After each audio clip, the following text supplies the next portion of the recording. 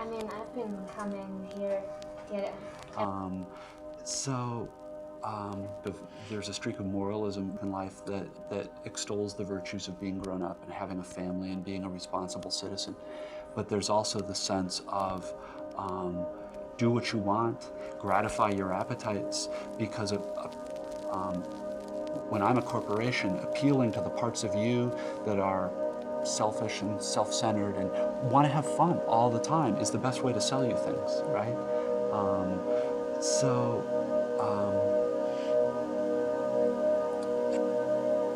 the point that emerges from that is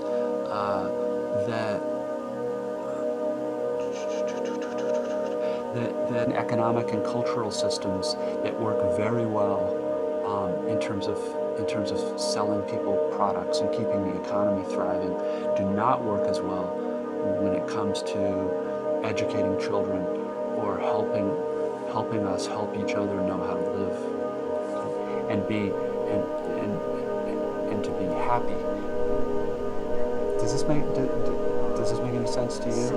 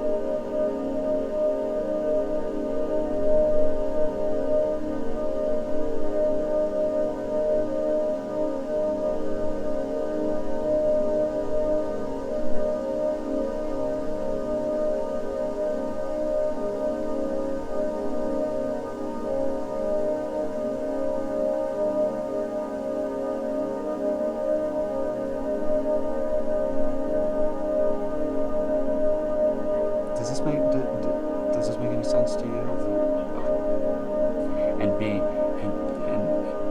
And to be happy, if that word means anything. Clearly it means something different from whatever I want to do. I want to take this cup and throw it right now. I have every right to. I should. You know, I mean, that we see it with children. That's not happiness. That feeling of having to obey every impulse and gratify every desire it seems to me to be a strange kind of slavery.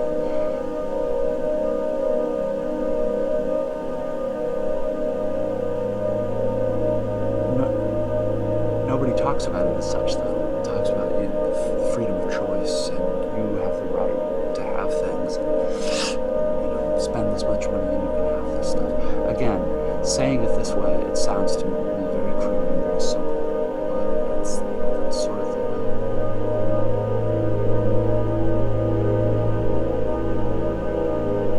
Does this make any sense to you?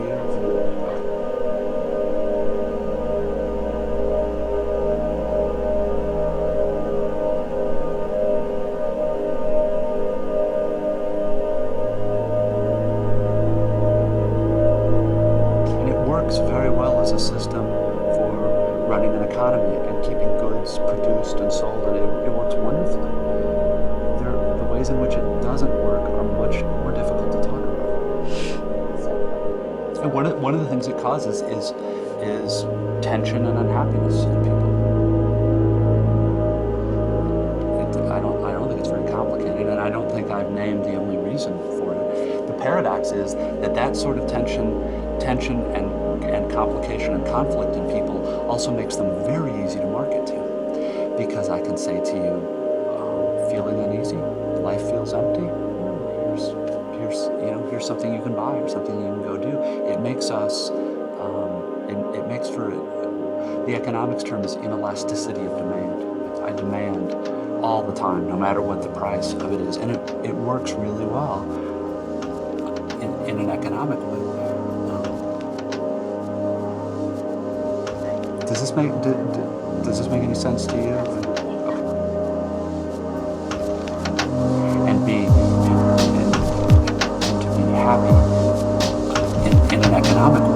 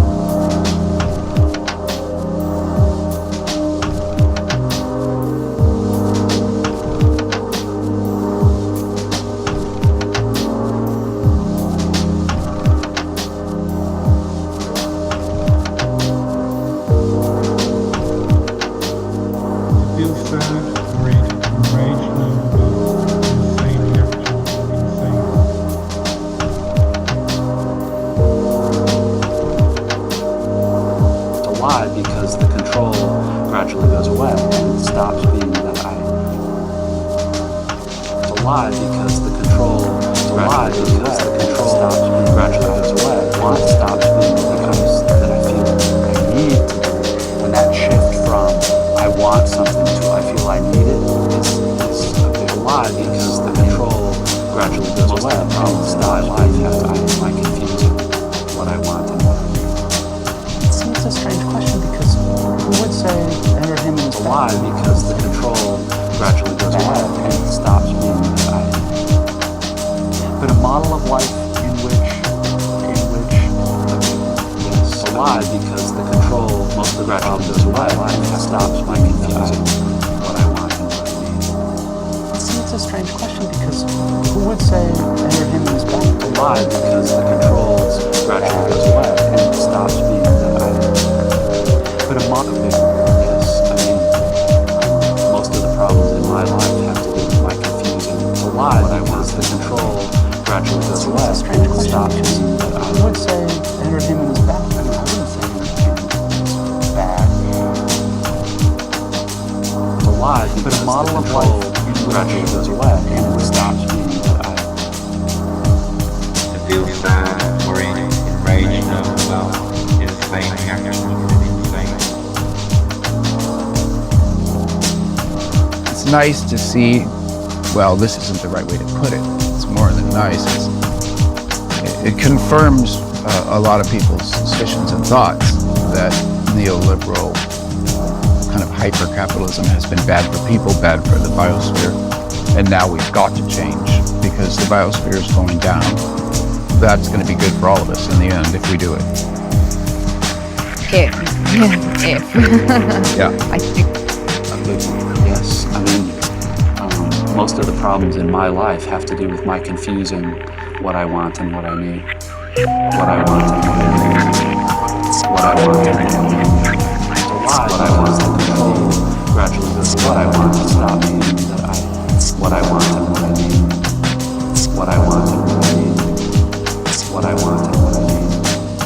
What I want and what I need. What I want and what I need. What I want and what I need. What I want and what I need. What I lie because the control gradually goes away and it stops being that I. What I want and what I need. What I want and what I need. What I want and what I need. What I want and what I need. What I want and what I need.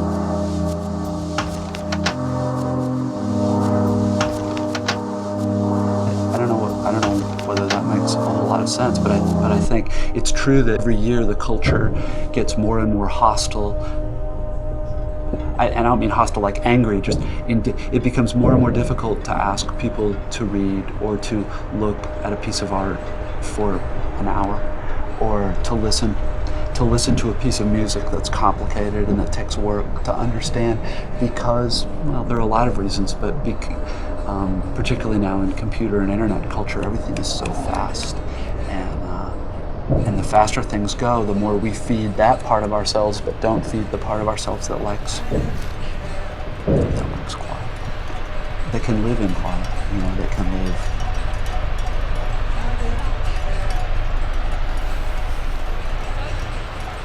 There's this other part of you that's the same part that can kind of is almost hungry for silence and quiet and thinking really hard about the same thing for maybe half an hour instead of 30 seconds that doesn't get fed at all. And it makes itself felt in the body in a kind of dread in here. And I don't know whether that makes a whole lot of sense, but Yeah, well, that might be the story of our time in some ways. But once they're revealed, it's going to be an interesting time. One say that neoliberalism has been named, diagnosed, and revealed to be profoundly destructive, and indeed it's impossible that it can go on. Then you need a new system, and people power still matters. Revolution is still possible, or an overthrow of the system by either legal or violent means.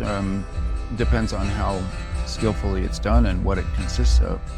In other words, once you know what's going on, there's no inevitability at all about it. You could change the system. I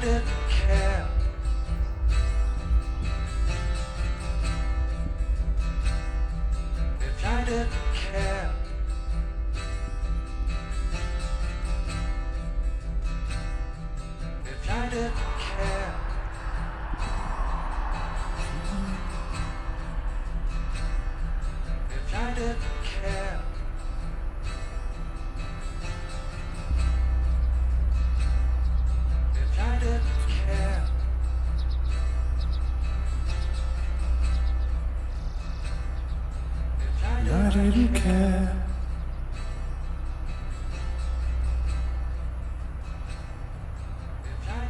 For you.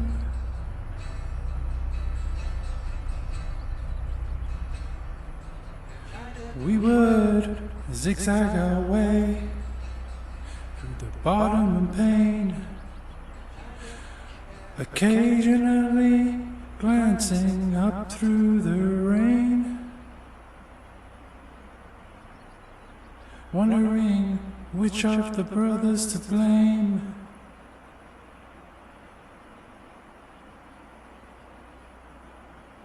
I'm watching for pigs on the wing.